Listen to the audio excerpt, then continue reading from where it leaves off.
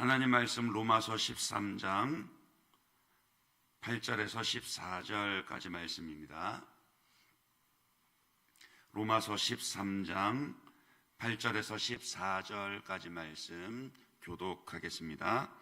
피차 사랑의 빛 외에는 아무에게든지 아무 빚도 지지 말라. 남을 사랑하는 자는 율법을 다 이루었느니라.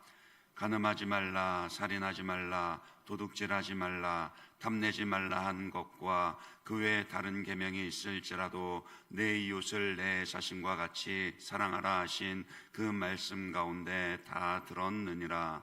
사랑은 이웃에게 악을 행하지 아니하나니 그러므로 사랑은 율법의 완성이니라. 또한 너희가 이 시기를 알거니와 자다가 깰 때가 벌써 되었으니 이는 이제 우리의 구원이 처음 믿을 때보다 가까웠음이라. 밤이 깊고 낮이 가까웠으니 그러므로 우리가 어둠의 일을 벗고 빛의 갑옷을 입자.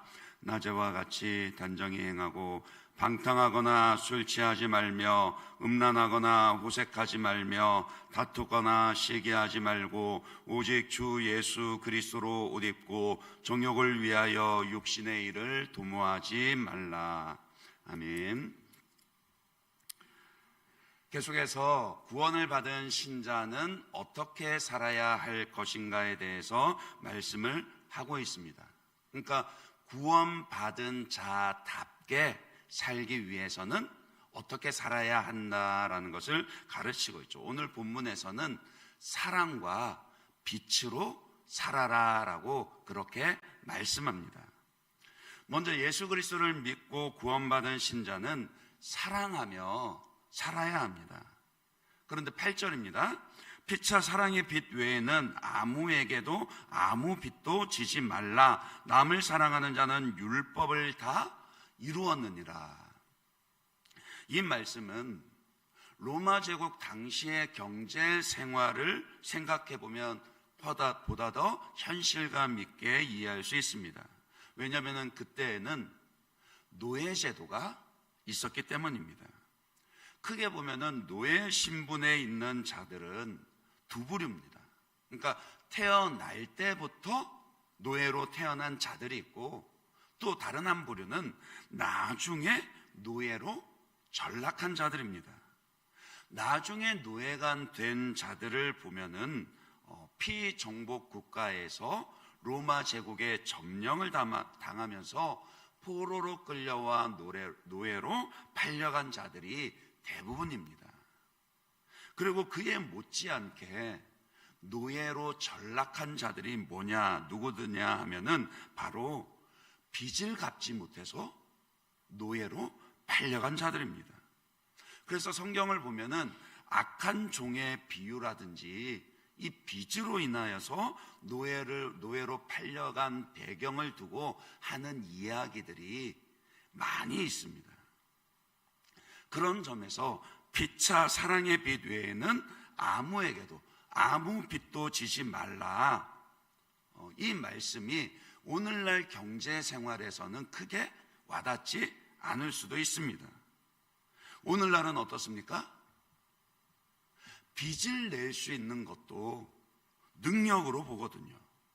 많은 빚을 내서라도 원하는 것을 가지며 그렇게 살아라라고 부추기는 그런 세상입니다. 하지만 시대가 아무리 바뀌고 생활이 달라졌지만 그러나 빚은요 여전히 우리를 얽어매는 올무이고 무거운 짐입니다. 비록 노예 제도가 없어졌다 할지라도요 빚은 우리에게 무거운 짐이 됩니다. 평소에는 그것이 능력처럼 보이지만은 결정적일 때 한순간에 우리의 삶을 나락으로 떨어뜨릴 수 있습니다. 물론 오늘날 우리의 경제 생활을 생각하면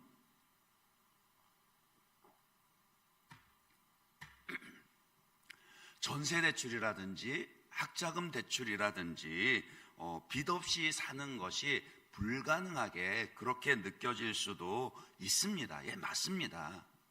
하지만 할 수만 있는 대로 빚을 지지 않는 것이 현명한 것이고, 또 빚이 있으면 빨리 갚으려 하는 것이 성경적입니다. 왜냐하면은 그래야 우리가 사랑을 함에 있어서도 아무런 제약이 없게 되기 때문입니다.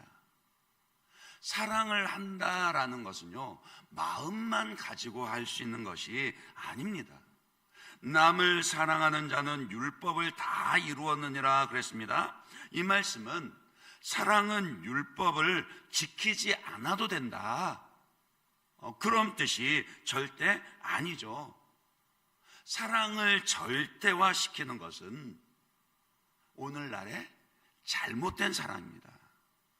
성경은 사랑에 대해서 어떻게 가르칩니까? 대표적으로 고린도전서 13장 4절에서 7절 말씀을 보면, 사랑은 오래 참고 온유하며 시기하지 않으며, 사랑은 자랑하지 아니하며 교만하지 아니하며 무례히 행하지 아니하며 자기의 유익을 구하지 아니하며 성내지 아니하며 악한 것을 생각하지 아니하며 불의를 기뻐하지 아니하며 진리와 함께 기뻐하고 모든 것을 참으며 모든 것을 믿으며 모든 것을 바라며 모든 것을 견디느니라 그랬습니다. 사랑한다는 것은 내 진심이 전부인 게 아니라고요. 사랑한다면 사랑하는 법을 배워야 합니다. 예를 들어서 무례히 행동하면서도 내가 사랑하는데, 내가 사랑하니까 이 정도는 용납해 줄 수 있는 것이 아니야? 라고 그렇게 사랑한다고 다 때울 수 있는 게 아니라고요. 진짜 사랑한다라면은요, 무례하게 행하지 않아야 합니다. 오늘날 수많은 데이트 폭력과 가정 폭력을 한번 생각해 보십시오. 그것은 참된 사랑이라 할 수 없습니다. 적어도 사랑이 무엇인지를 모르는 것입니다. 진짜 사랑한다면은 그 행동뿐만이 아니라 상대방에게 하는 말에 있어서도 무례하지 말아야 합니다. 그러니까 사랑한다라면은 사랑은 율법의 완성이니라 하신 이 말씀은요, 사랑하니까 율법을 지키지 않아도 된다, 이 말씀이 아니라 사랑이 율법을 온전히 이루게 한다, 그런 의미라는 거예요. 사랑하면은 간음해도 됩니까? 사랑하면 도둑질해도 됩니까? 사랑하면 살인해도 됩니까? 사랑하면 탐내도 됩니까? 절대 그렇지 않습니다. 오히려 사랑하기 때문에 더 가늠하지 말아야 하고, 사랑하기 때문에 더 살인하지 말아야 하고, 사랑하기 때문에 더 거짓말하지 말아야 하고, 사랑하기 때문에 더 탐욕하지 말아야 합니다. 내가 사랑한다고 해서 그 사랑의 책무는 다하지 않은 채 이리저리 그 사랑의 대상을 옮겨가며 간음을 내대는 오늘날의 세태는 절대 참된 사랑의 모습이라고 말할 수 없다라고요. 그러니 사랑은 율법의 완성이니라, 이 말씀은 구원을, 예수를 믿고 구원받은 우리에게 더 이상 율법을 지키지 않아도 된다, 이런 말씀이 아니라 오히려 우리가 사랑하기 때문에 더욱더 하나님의 말씀에서 구체적으로 사랑하는 방법을 배우라, 그리하여서 적극적으로 사랑을 실천하며 살아라, 그런 의미의 말씀이라는 거예요. 그리고 구원받은 신자는 빛으로 살아야 한다라고 그렇게 우리에게 말씀하고 있습니다. 11절입니다. 또한 너희가 이 시기를 알거니와 자다가 깰 때가 벌써 되었으니 이는 이제 우리의 구원이 처음 믿을 때보다 가까웠음이니라 그랬습니다.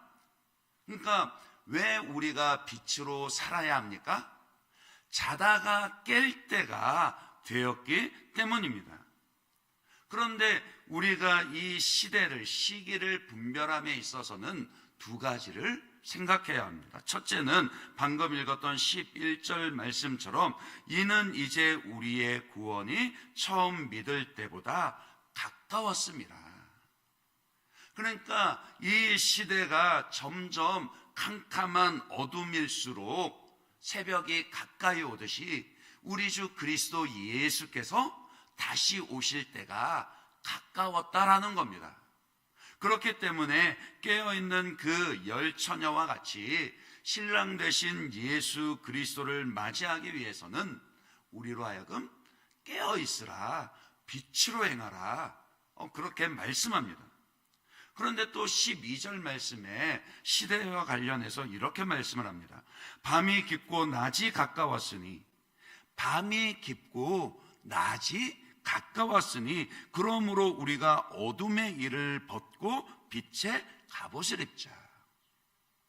우리가 시대를 생각할 때 첫째는 방금 말씀드린 것처럼 그리스도 예수께서 재림하실 날이 가까웠다라는 것을 생각해야 하는데, 또 한 가지 이유는 무엇입니까? 이 시대가 어둠으로 행하고 있다라는 거예요. 13절에 말씀하는 것처럼 방탕하거나 술 취하거나 음란하거나 호색하거나 다투거나 시기하며 살아간다라는 겁니다. 그 모든 것들은 다 어둠에 속한 일들입니다. 그런데 문제는요, 그런 어둠에 속한 일들로부터 우리 자신을 깨어있게 하기 위해서는 그것이 저절로 되지 않는다라는 거예요. 우리로 하여금 깨어있으라라는 것은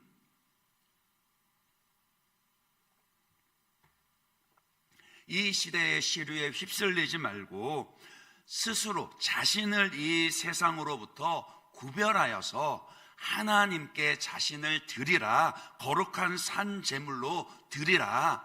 이것이 바로 거룩입니다. 경건이 무엇입니까? 삶의 모든 영역에서 하나님을 하나님으로 인정하며 하나님을 주인으로 섬기는 삶입니다. 그것이 또한 빛으로 행하는 것이에요. 그런데 이것이 저절로 되나요? 그렇지 않습니다. 우리는 가만히 있으면 세상의 시류에 휩쓸려 살아가기가 쉽다라는 거예요. 우리가 방탕하거나 술 취하거나 음란하거나 호색하거나 다투거나 시기하지 않고 단정히 행해야 합니다. 단정히 예수 믿는 자들은 달라야 한다라고요. 교회 안에 있다고 해서 다툼이 없습니까? 예수 믿는 사람이라고 해서 시기하지 않습니까? 아니요. 그것이 저절로 되지는 않습니다. 우리가 예수를 믿지만은 다투지 않기 위해서는, 시기하지 않기 위해서는 우리의 말하는 것과 우리의 행동하는 것을 늘 깨어 있어서 구별하여 하나님께 드림이 되어야 한다라고요. 이상하게 예수를 믿는다고 하는데 그 사람만 가면은 다툼이 생기는 경우들이 있어요. 이상하게 예수를 믿는다고 하는데 다른 사람들보다 더 시기하고 자기를 자랑하려는 그런 경우들이 있습니다. 합당하지 않다라는 거예요. 성경 지식이 많으면은 저절로 이것이 됩니까? 아닙니다. 심지어는 기도를 많이 한다고 해도 저절로 되지 않습니다. 깨어 있어야 합니다. 깨어 있는 척하는 것과 깨어 있는 것은 완전히 다릅니다. 하나님은 우리에게 깨어 있는 척해라 그리 말씀하신 것이 아니라 깨어 있으라 그렇게 말씀하셨습니다. 그러려면은 우리가 모든 우리의 말과 행실 가운데 세상의 시류와 그리고 우리의 죄인된 본성과 익숙한 습관을 깨트리고 벗어나야 한다라는 거예요. 그것이 무엇이라 그럽니까? 14절 말씀에 오직 주 예수 그리스도로 옷 입고 정욕을 위하여 육신의 일을 도모하지 말라. 이 일이 정말 하나님께서 기뻐하시고 성령께서 이끄시는 성령의 일인지 영적인 일인지 아니면 내 정욕, 내 욕심에 따른 육신의 일인지를 깨어서 분별해야 합니다. 그리야 하는 것이 예수 그리스도로 옷 입는 것이라고요. 주가 내 안에, 내가 주 안에. 사람은 입은 옷에 따라서 행동 거지가 달라지게 되어 있습니다. 내가 어떤 옷을 입고 있느냐에 따라서 그 몸가짐이 달라지죠. 예수 그리스도로 옷 입은 자들은 빛으로 나타납니다. 예수 그리스도로 옷 입은 자들은 결코 세상과 똑같을 수 없고 세상의 시류에 휩쓸려 가지 않습니다. 그것이 예수 믿는 자들에게 마땅한 바들이라는 거예요. 오늘 말씀은 우리에게 두 가지를 말씀했습니다. 그리스도 예수를 주인으로 섬기며 예수를 믿는 자라면 사랑하며 살아야 합니다. 사랑의 책임을 회피하라는 것이 아니라 오히려 사랑하기에 더 성실하게 그 책임을 감당하며 율법의 완성이 되는 사랑을 행해야 합니다. 그리고 또한 예수 그리스도를 믿는 자들은 그리스도로 옷 입고 빛으로 나타나야 합니다. 세상이 아무리 캄캄한 어둠의 시대라 할지라도 그것을 탓하지 아니하고 세상을 거슬러 날마다 자신을 하나님께 드리기를 힘쓰는 그런 저와 여러분들 되시기를 주님의 이름으로 축원합니다. 이 시간 말씀 생각하면서 같이 한번 기도하도록 하겠습니다. 오늘 말씀을 따라 주님, 제가 사랑으로 오늘 하루를 살아낼 수 있게 하여 주십시오. 또한 오늘 하루를 세상과 타협하지 않고 빛으로 살아내게 하여 주십시오라고 그렇게 말씀 붙잡고 같이 한번 기도하겠습니다. 더불어서 우리 이현실 집사님 위해서 우리 마음을 다해서 계속해서 기도해 주시길 바랍니다. 속히 깨어날 수 있게 하여 주시고 주님 살려주시고 그리고 또 아무런 후유증이 없이 그 생각하는 것과 또 언어와 행동하는 것에 아무런 후유증이 없이 속히 회복할 수 있도록 하나님 은혜의 손을 다해달라고 우리 가족들에게 위로를 다해달라고 하나님의 영광을 나타내 보여달라고 우리 이현실 집사님 위해서 그렇게 같이 기도해 주시고 더불어서 이제 오늘 비가 오는데 또 날씨가 비가 온 후에는 많이 급격하게 추워질 거라고 합니다. 우리 성도님들의 건강을 지켜달라고 우리 그렇게 같이 한번 중보하신 후에 또 각자 기도의 제목 가지고 자유롭게 기도하도록 하겠습니다. 같이 기도하겠습니다. 하나님 아버지 감사합니다. 하나님 우리를